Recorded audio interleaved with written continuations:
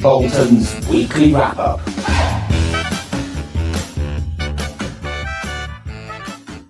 Hello, Ben. Hello, Jeremy.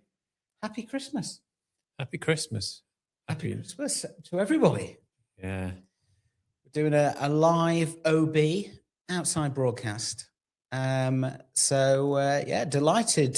you could all join us for what I'm sure is going to be a festive feast of fun on Burgess and Bolton's annual wrap-up, as we now call it. Have you had a good year, Ben? Yeah, very good. It's gone so quickly this year. I know everybody says that, and as you get older, they do go quickly. But genuinely, this year has gone very quickly, and I think that's because so much is happening. Yeah.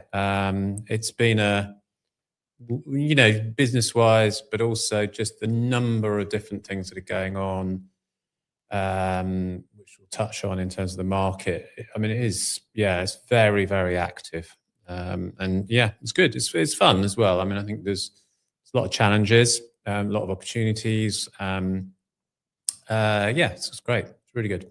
Good. Yeah, yeah, we've been busy too. We've launched a couple of new events. So we had the DA Strategy Day, which was a great event, and Data Jam a couple of weeks ago, which we'll talk about in a bit as well.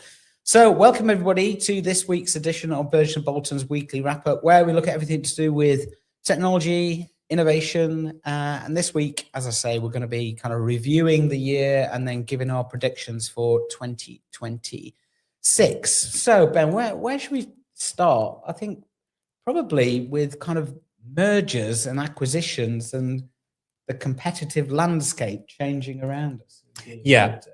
Definitely. I mean, that is probably the biggest thing happening at the moment, in my view.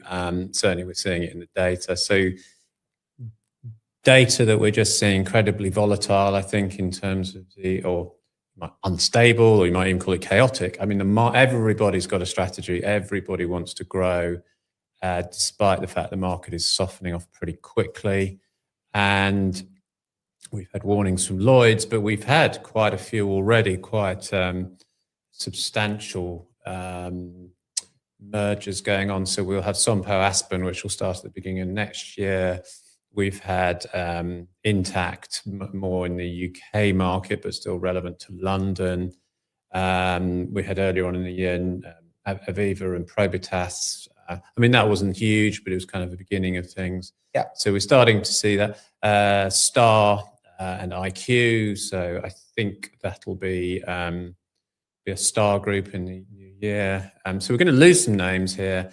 And then the other, which is an investment, which is the Convex AIG. So there's that is a kind of different type of merger. It's an investment, but it's still two big brands, to really,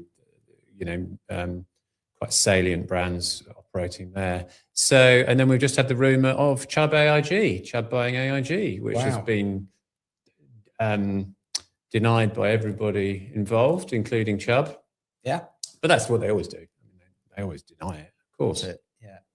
It's quite interesting that it's kind of, it is a cycle. We've been through these kind of phases of mergers and acquisitions before. And I always find it really interesting when you bring your slide up that shows the top 10 brokers or insurers from 20 years ago, and you don't recognize any of those brands anymore, or they've merged or gone away. So it's a very interesting period at the moment as we see this. There's been a kind of mini cycle really, because just before COVID, really 2018, there was quite a few challenges kind of came in. Convex, yeah, you're right, was one of them. IQ, who've now gone.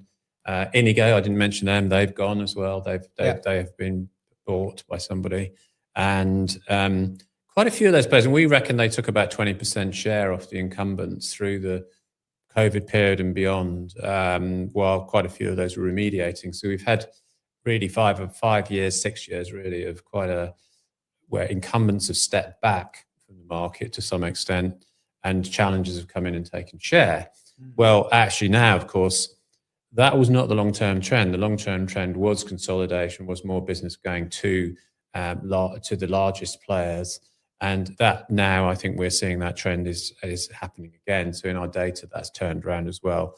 That's even before we get into what happens next year when these businesses actually merge. So the ratcheting effect of that is pretty quick at the moment. I think pretty rapid. Yeah, it's going to be interesting to see how this all pans out into next year.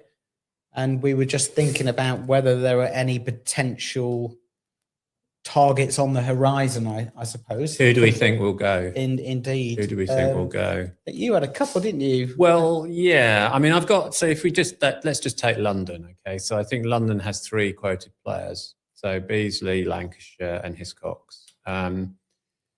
I think that one at least of those will go and merge, be bought by somebody next year. Right.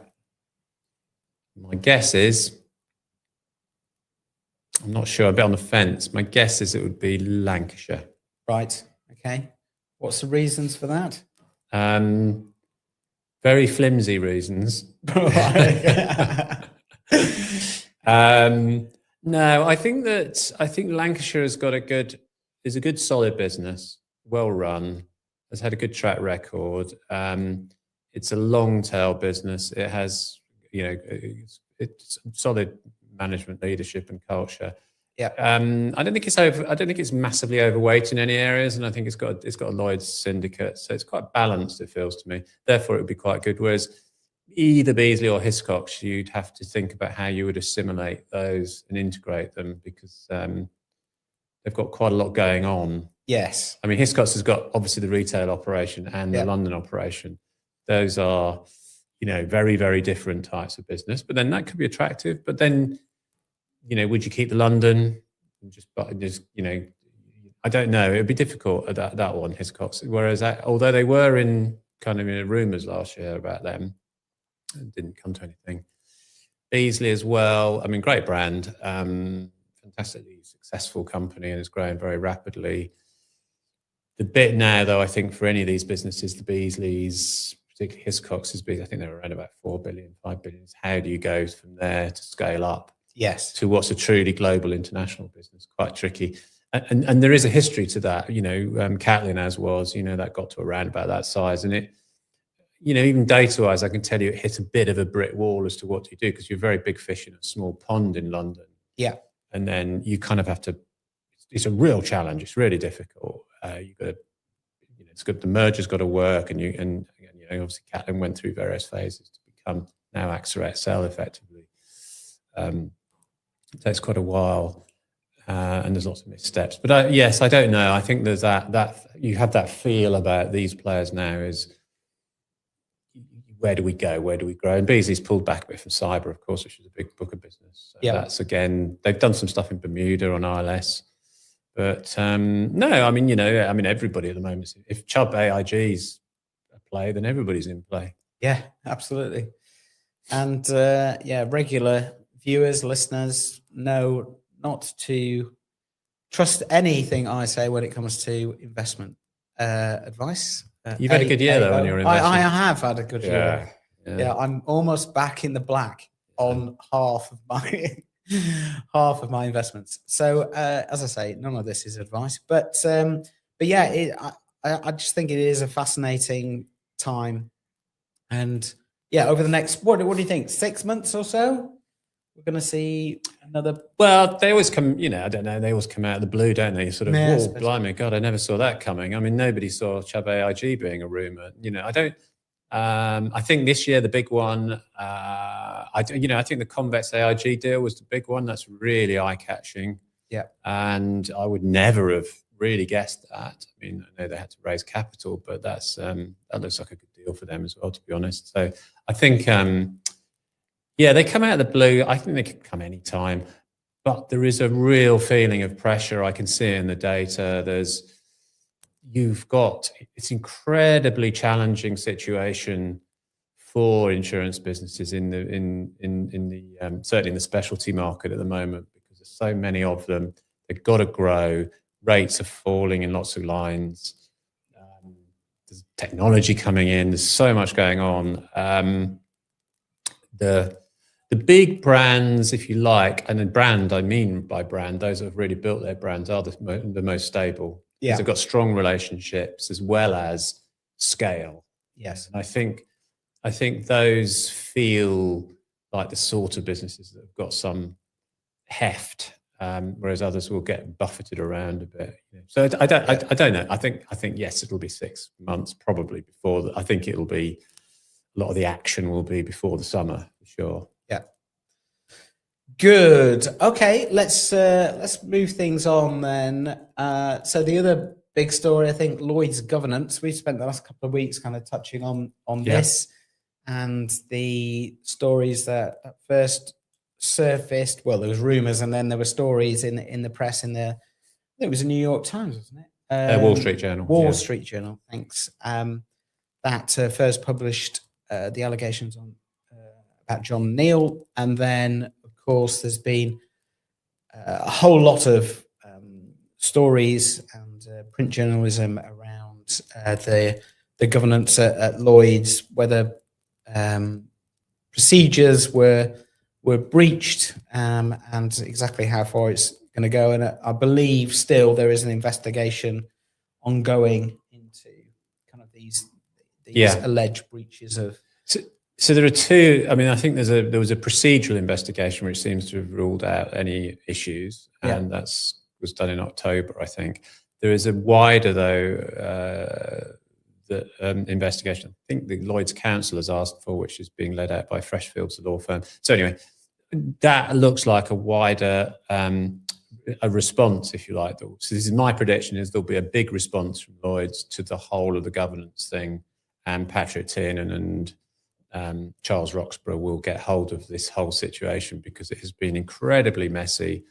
Regardless what anybody says about any of the issues, and we're not going to go into every detail here or make speculation, it's damaging for the market, it's damaging for how it looks, and it's been splashed across the world's press. And so they have to do something. And you know, regardless of what any of these legal investigations say on the rights and wrongs of things, it's dragged Lloyd's back into an area which it doesn't want to be seen in. And that will therefore, you know, Patrick Tiernan is only a year in and he'll have to do something about it. So it'll be what's your feeling about what that thing is? Do you think it'll be a review, or Yes, I think there'll be a review of obviously they'll have a governance review and say we're going to tighten up things and learn lessons, all that sort of stuff. I think there'll be something more future focused though around the market. And I've been critical of the culture stuff because I think it's been used as a sort of PR tool rather than an actual change tool.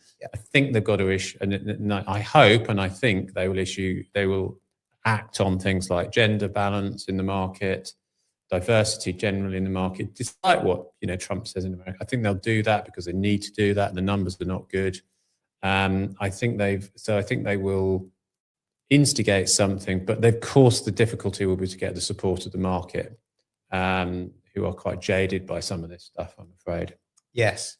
Yeah. And support not just of the leadership in the businesses, because they can always get that, or they always get lip service to that. I think they've got to get grassroots support for what they do. And I genuinely actually think Lloyd's has got to kind of look at its brand and what it stands for and its proposition. And I think Tiernan's doing that, but I really think they've got to look at, not just the operational pipes, if you like, as he describes them, not just the governance, regulatory bit of the business of Lloyd's.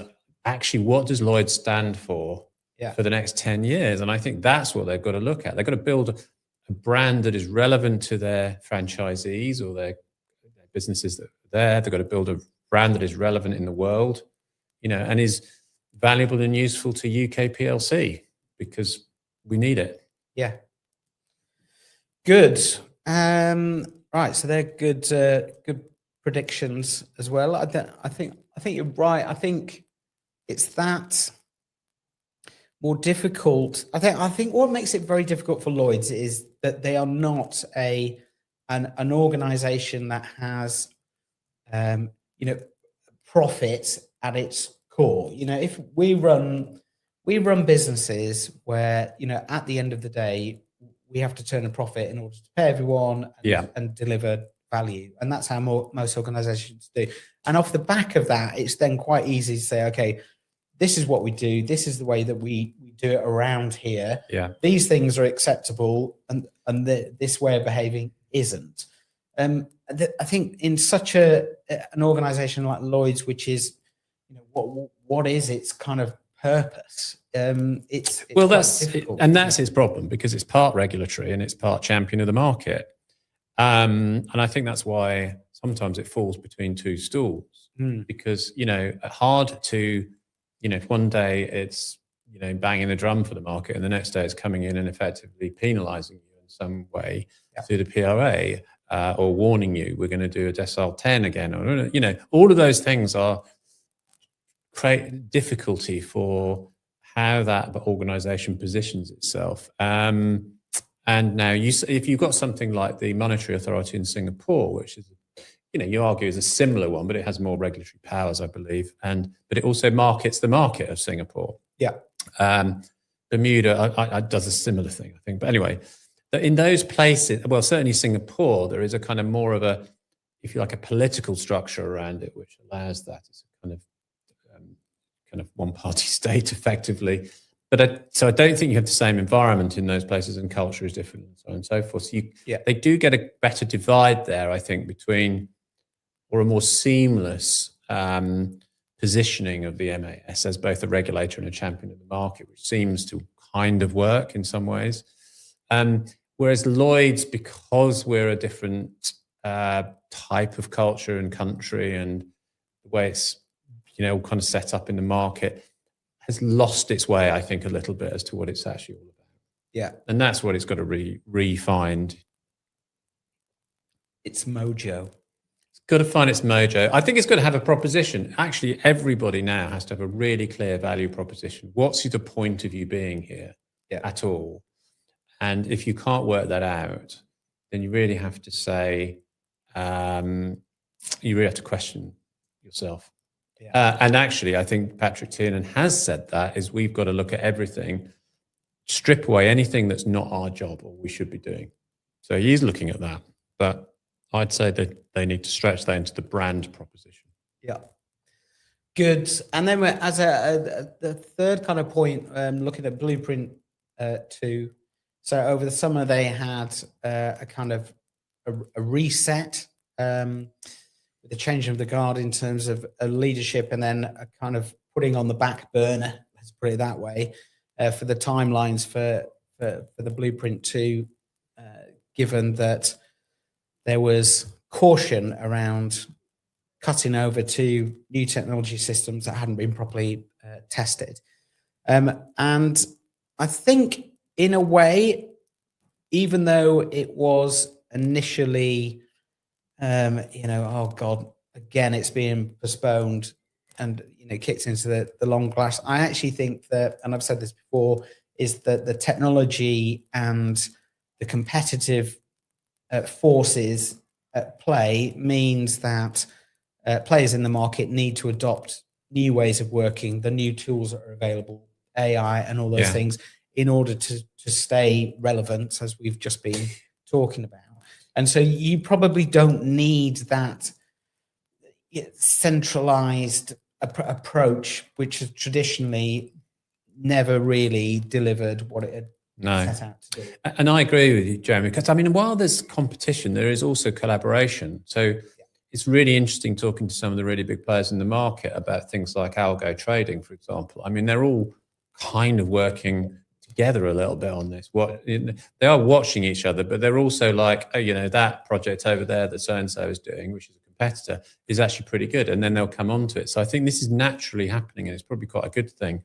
So there is, because it's technology, I think they're saying, well, it's, in the end, technology isn't going to be that big. This kind of basic kind of trading technology isn't going to be like the thing that defines whether we win or lose, but it is stuff that we have to get right, and is table stakes. So I think they are all beginning to work more in concert, and I think that's good. And there isn't this kind of shadow of Lloyd's over it. So I think there is a bit of we can get on with it moment. Yeah, I think so as well. And we've talked in the past about the kind of the different platforms that have been developed and are being developed So Marsh and AXA XL being kind of the prime one. I had a demo of that last week, and I think you're seeing it in the new year as well. And I was saying, I was impressed by its simplicity. It isn't trying to be all things to everyone. It's just a very intuitive, simple way of trying to move data around. And removing some of that frictional cost and time that seems to bog us down so much. Well, and I think that people have come in from tech companies with these sorts of suggestions and some pretty decent technology from what I've seen in the past. But I think you need the big players on board, and that's what you've got there, isn't it? You've got critical mass, basically, and that's what's going to change this. So that'll move on rapidly, I believe. But not Blueprint 2. I think it will be the whole technological space, really. Yep. So that's Blueprint 2 and tech. I just wanted to jump onto data just while we're talking about this as well. So we ran Data Jam only a couple of weeks ago. It feels like a long time ago now. But I again, well, you came along, Ben. I'd be interested to know what you think about it. But I think what was interesting is the kind of the tone of the conversations that we're having. So maybe last year there was quite a lot of hype being spoken around AI and its application and how it might be used. I think that has kind of naturally just toned down a bit as people have been using it in their own organizations. And there was quite a lot of willingness of people to share both proof of concepts that had worked and had been less successful, with a view that actually, to the point you were making a few minutes ago, this is not the technology that is going to provide the competitive advantage. At the moment, we're just trying to get to a place where we can be competitive as a market and as an industry. And I think it was really interesting to see those case studies and hear how people are applying them within their own organizations.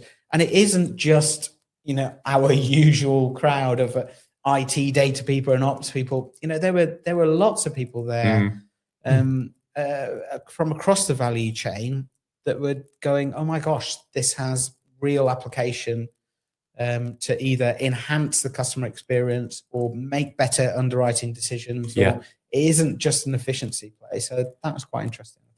Yes, I think the thing I took away from that, and we're taking to next year and what's going to happen, is the view, if you like, of those people who are very close to the development of algo trading and asking them about the future of underwriting, which we were doing in my panel. And that was their point was, youngish people working on this stuff is actually the data is no different from any other market in their view, which is one of the questions I asked. It's not special in insurance.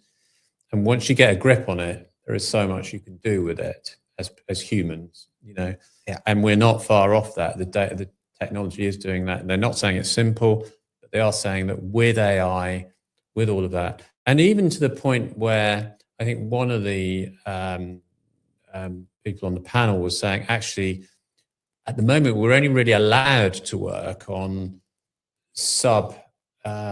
critical mass books of business.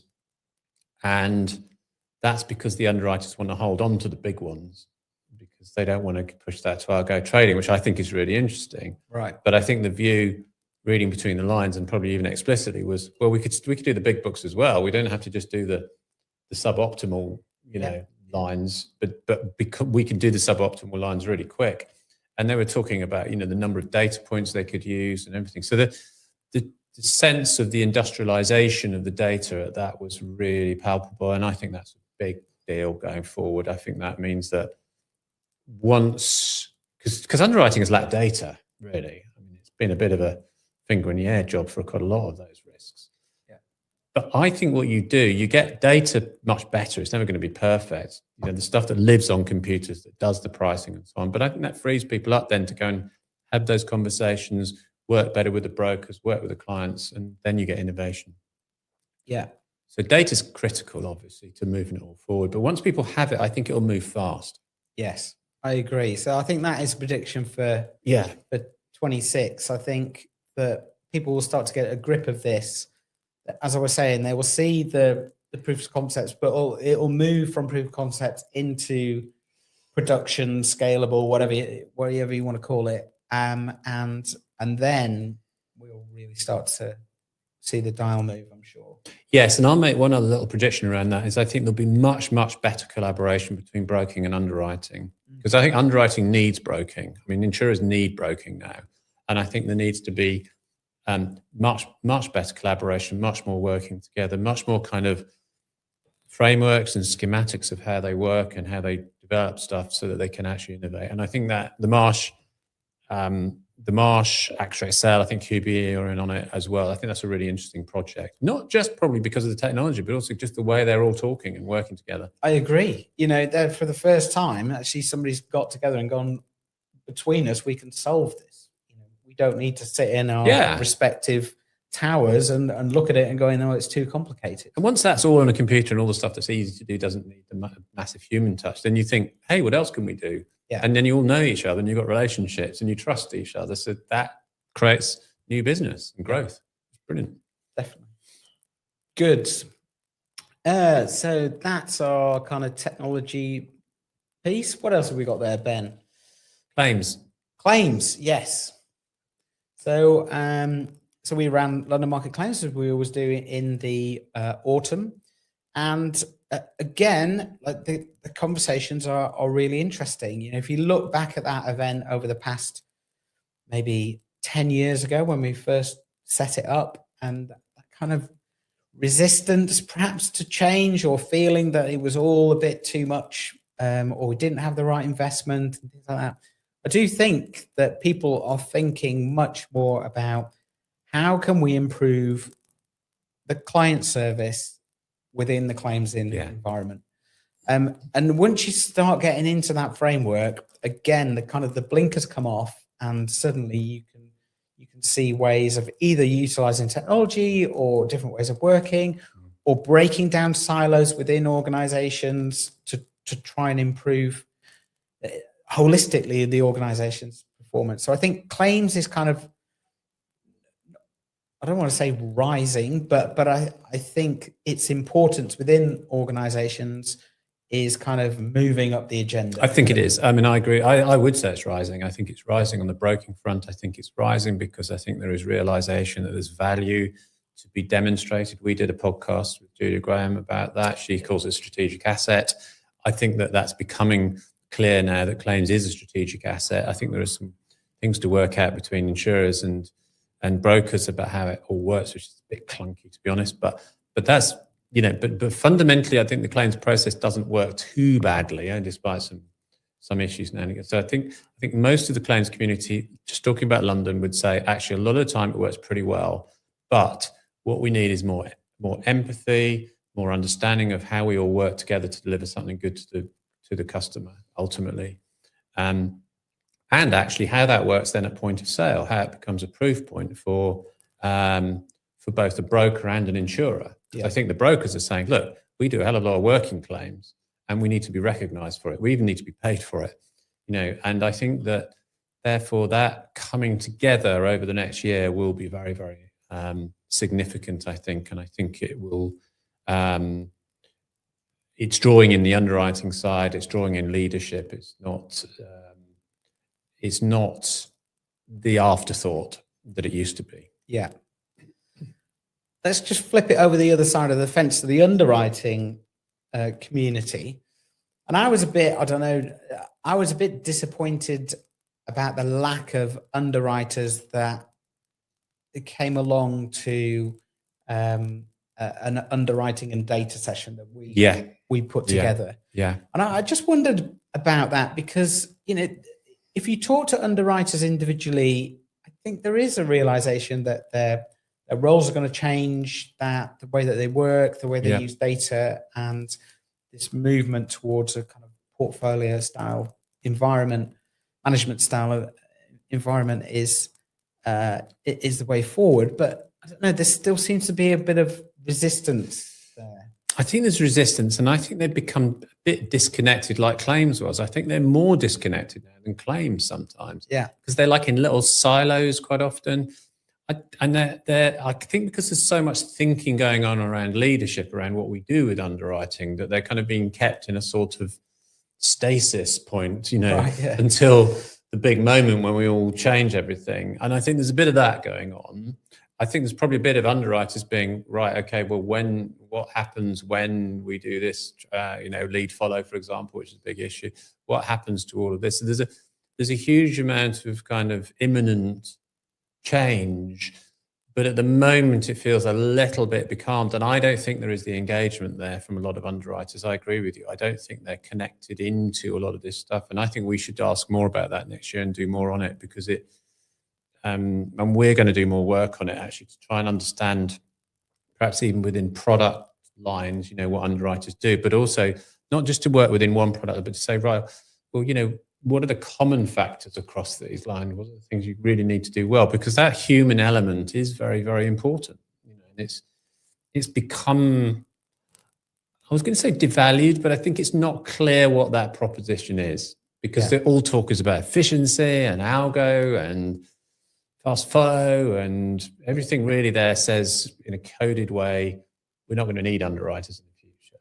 And yet there's all sorts of reasons why you could, but it needs to be thought through, I think. I think the human connection and the relationship between an underwriter and a broker is important. And that needs to be worked through, I think, quite carefully going forward. Yeah. Good. Right. Final point. Up and coming. What's that saying? Players that are up and coming. Ones to watch. The ones to watch. Yes. Section. Yes. I mean, there's a lot to watch because there's so many of them. Yeah. Of these players in the market. There's tons of them. But I've chosen a few. So I've chosen. I think the up and coming will not be your small specialists. I think a lot of those. I think those challengers. Quite a lot of those are going to go. Right. I think a lot of the middle market will disappear.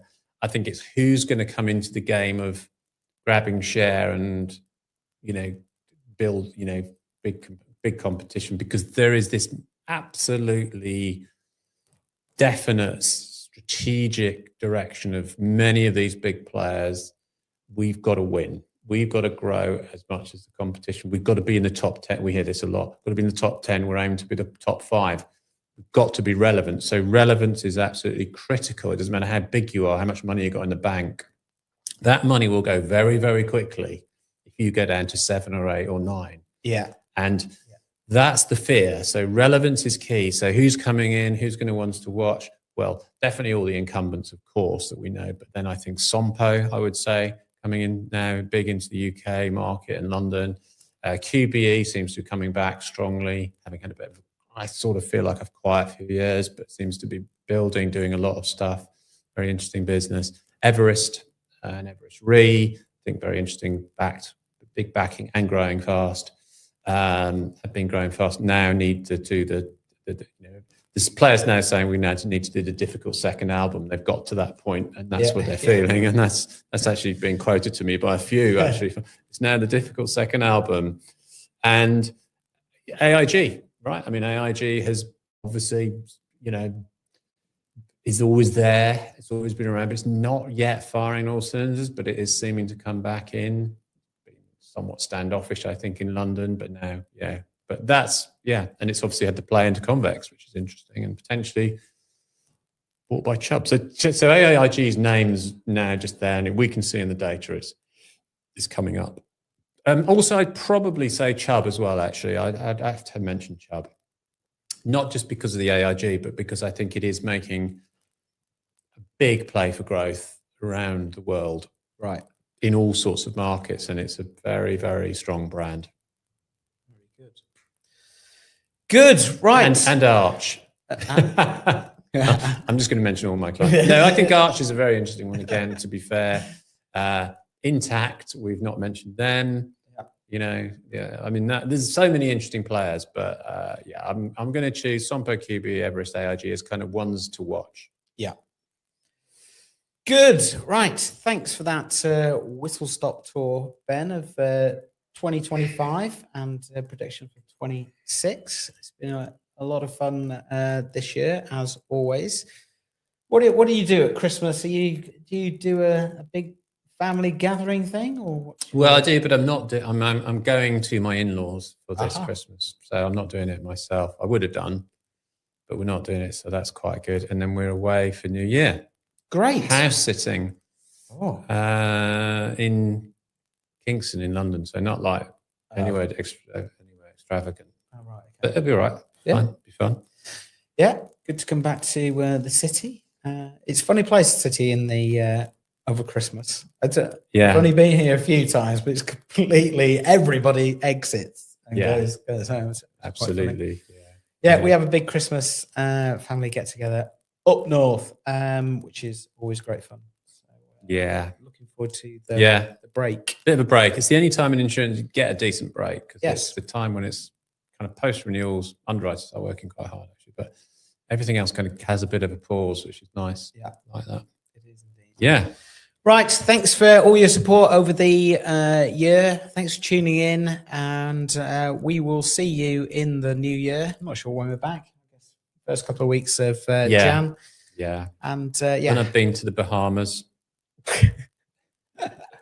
A little tanned face will be on here. Yeah. Unless get flu, of course, but you've had that, haven't you? I had that. Yeah, I had my bout last week, so I'm all done and dusted with the flu stuff. Touch wood. Right. Have a great Christmas, everybody, and we will see you in the new year. Happy Christmas.